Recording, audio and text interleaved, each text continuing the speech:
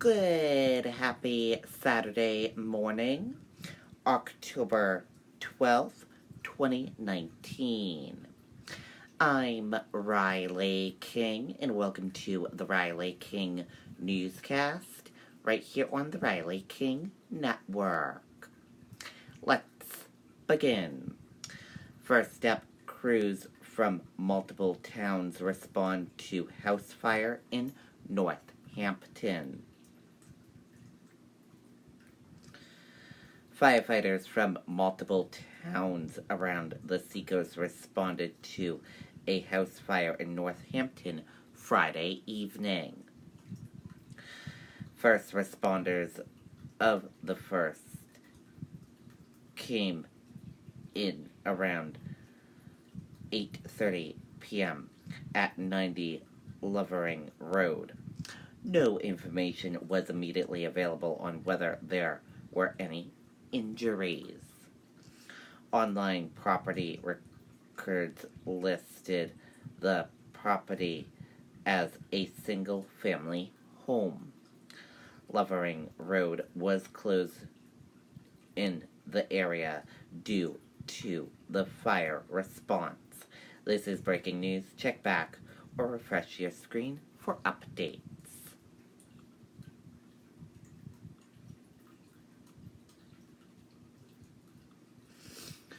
"25 arrested as part of months-long drug operation." Police said more arrests are expected. Let's take a listen to that video from WMUR News 9.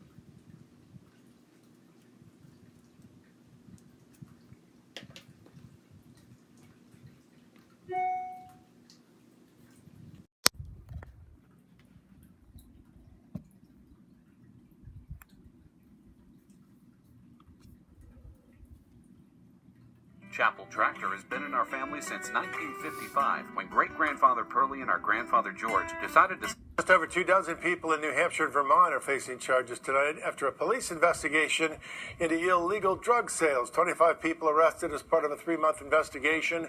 A number of law enforcement agencies are part of Operation Western Alliance, which seized a variety of drugs, including marijuana, fentanyl, and bath salts. The problem is very, very serious, as evidenced by the number of individuals taken into custody. We all have a common goal in mind, and that is to interrupt and to reduce and ultimately eradicate drug activities within our state and maintain a quality of life that the public here in our state deserves and has earned. Investigators say more arrests are expected as part of this operation. Okay, and there you go on that video and that report.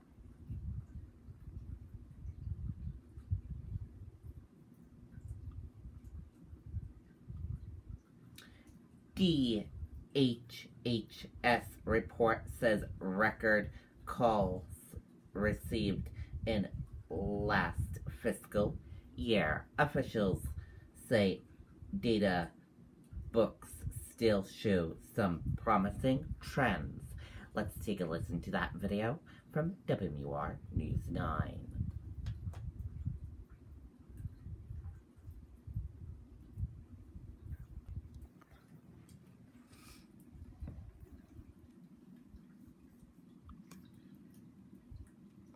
Chapel Tractor has been in our family since 1955, when great-grandfather Pearlie and our grandfather George decided to... Well, the Division for Children, Youth, and Families has released its first ever data book. The report summarizes how New Hampshire's at-risk children are being served. It shows over the past year, DCYF set multiple records, handling nearly 31,000 calls, about 12,000 child abuse and neglect assessments, and almost 1,700 family service cases.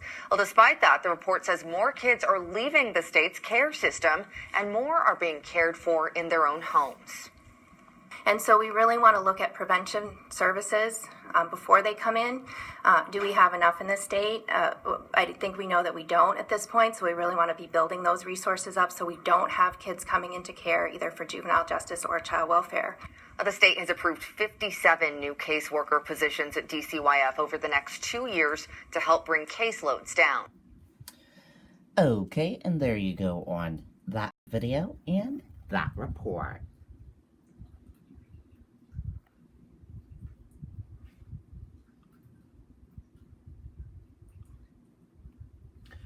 Triple E confirmed in 2 more New Hampshire towns. Alert level raised to high in Candia and Francistown. Let's take a listen to that video from WMUR News 9, Siobhan Lopez.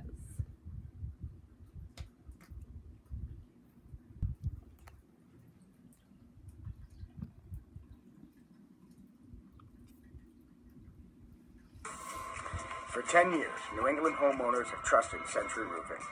We get the job done right at a fair price. Call today to arrange a free estimate and to reserve a spot for your 2019 roof replacement. Century Roofing, we've got you covered. Experts urge people to not let their guard down when it comes to the potential dangers of mosquitoes. You may not think about mosquitoes this time of year. You're thinking about leaves and pumpkins and hay rides and Halloween, but there's still mosquitoes out. Sarah McGregor, president of Dragon Mosquito Control, says a trap in Candia collected mosquitoes that tested positive for Triple E. The state raised Candia's risk to high, with surrounding towns now at a moderate risk.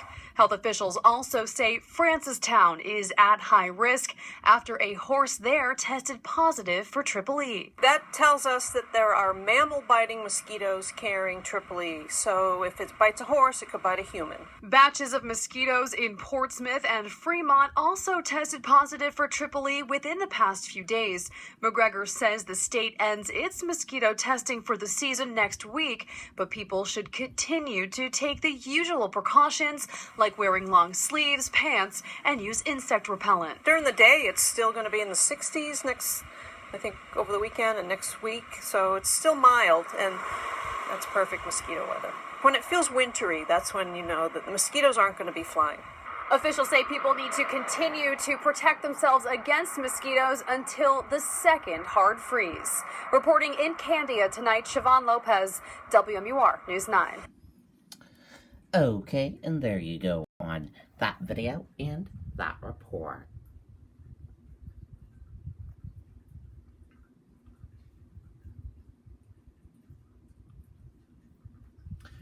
New Hampshire health officials seek man who might have been exposed to rabies after he helped raccoons. Man drove vehicle with Massachusetts plates, officials say. Let's take a listen to that video from WMUR News 9, Siobhan Lopez.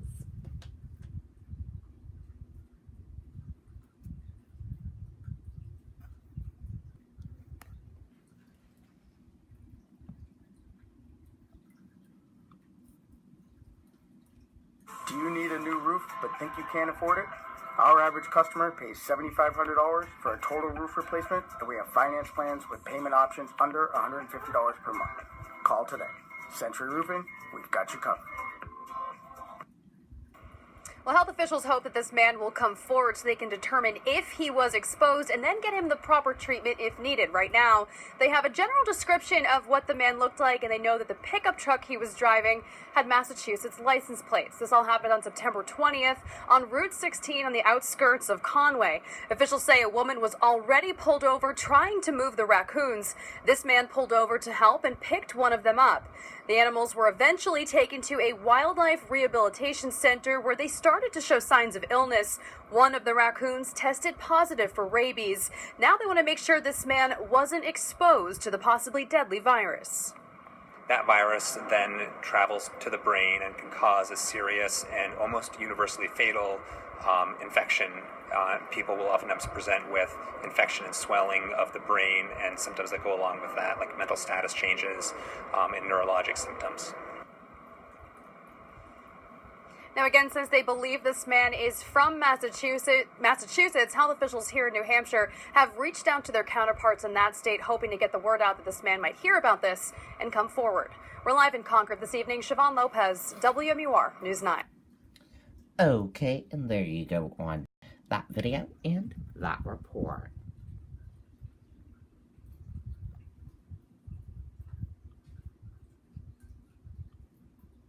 And now let's take a look at your 2020 New Hampshire candidate tracker for today. There are 2 candidates that will be in New Hampshire. The first candidate, John Delaney. He has two events today in New Hampshire. First event is Democracy Town Hall at the Rochester Performance and Arts Center in Rochester, New Hampshire at 1 p.m. And his second event is Meet and Greet at the Raymond Democrats Field Office in Raymond, New Hampshire at 4 o'clock p.m. And also he has a third event. His third event, House Party with Nielsen Democrats in Nielsen, New Hampshire at 7 o'clock p.m. And Joe Seastack has one event today in New Hampshire, House Party at the home of the Carlson Cardone in Laconia, New Hampshire at 4 p.m. Those are the two candidates that will be in New Hampshire today.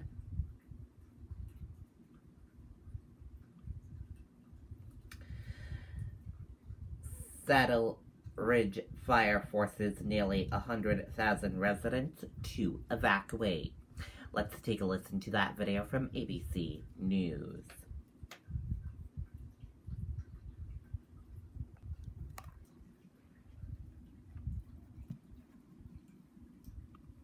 We begin tonight with the emergency evacuations underway right now. 100,000 people on the move. The wildfires exploding, at least 8 burning now across California, 2 near Los Angeles.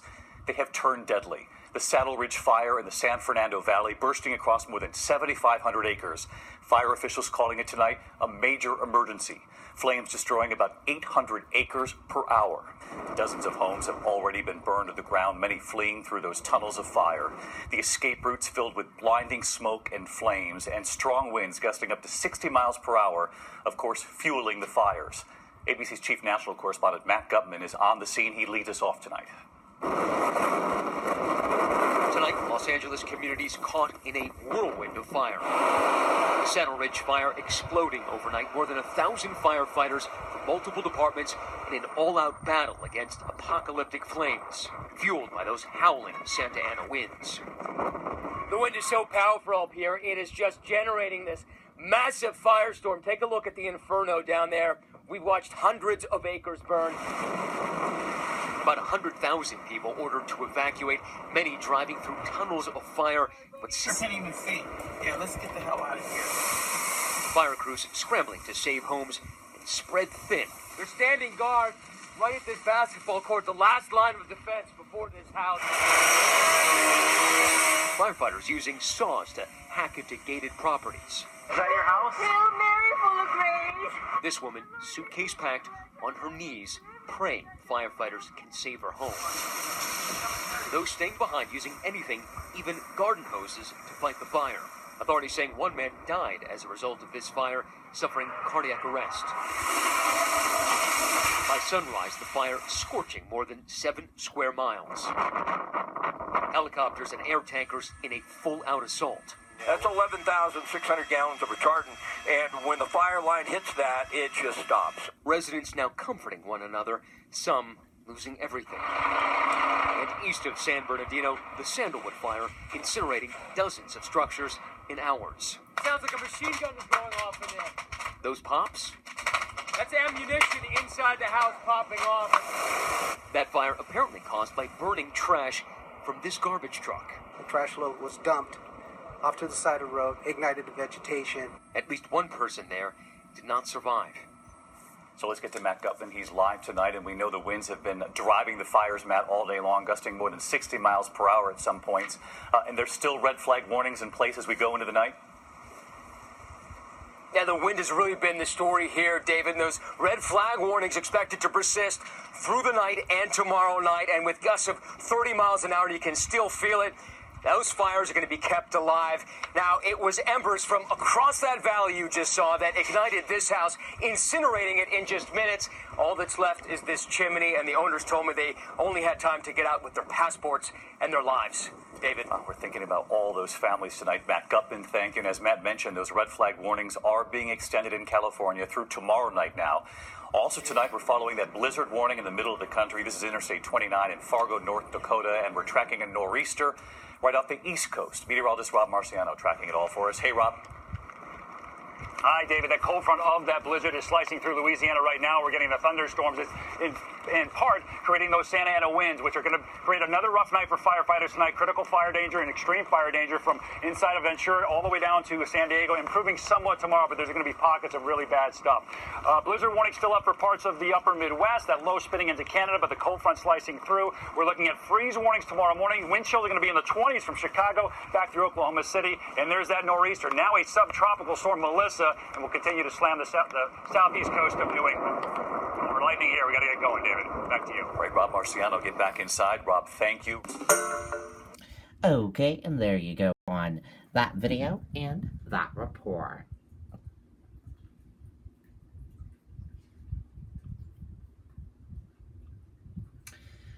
Cook's Corner. Aha, tuna nachos. Let's take a look at that video.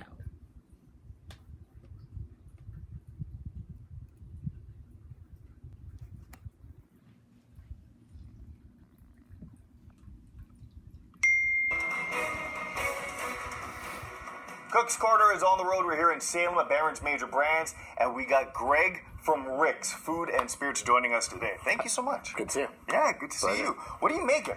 So this is actually an ahi tuna nacho. It's kind of a spin on something we do with nachos. We like to play with the menu, and it's always better to have choices. Yeah, can't disagree with that. So you would start off with wontons. These are wontons you can find anywhere. Obviously, we order them from a different place than you, but you get them at a grocery store. Sure. Cut them up, fry them, and then just a little bit of salt and pepper. That's all it takes to give them the flavor that they need. There you go. And then you just take some fresh tuna. Okay. All right. Now, where do you folks go for yours? I was going to say, we actually use a local seafood place in David's, and they do a great job for us. They always come out. They come there to eat. So it's about local. It's about dealing with the same people and having them come and enjoy your business as well. So you're literally just chopping this, dicing it. Yeah. And it's a nice little cubes there. Nice little cubes. Then you're going to take it, sprinkle it on top of the chip.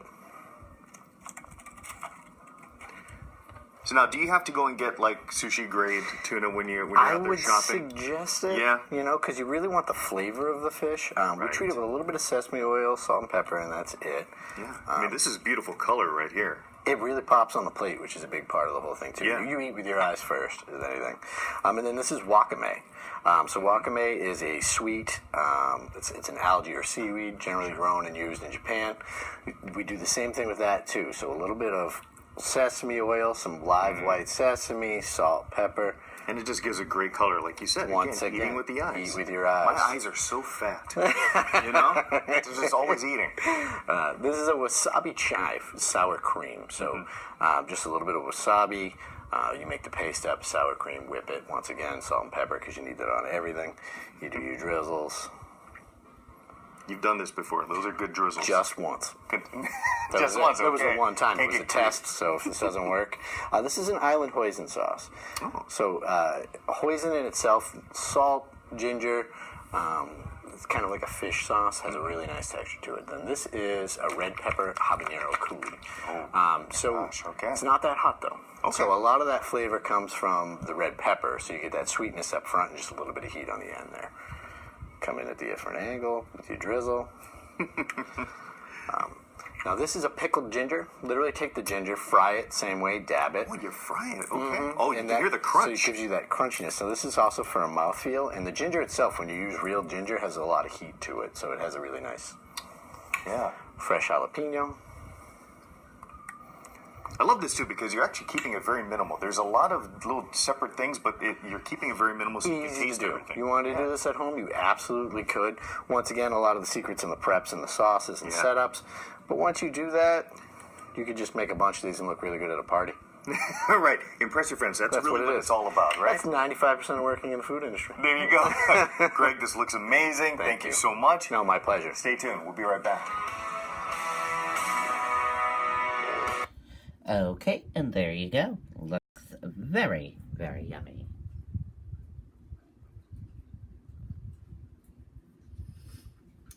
Five best pumpkin patches. Let's take a look at the Viewer's Choice 2019 list of the 5 best pumpkin patches.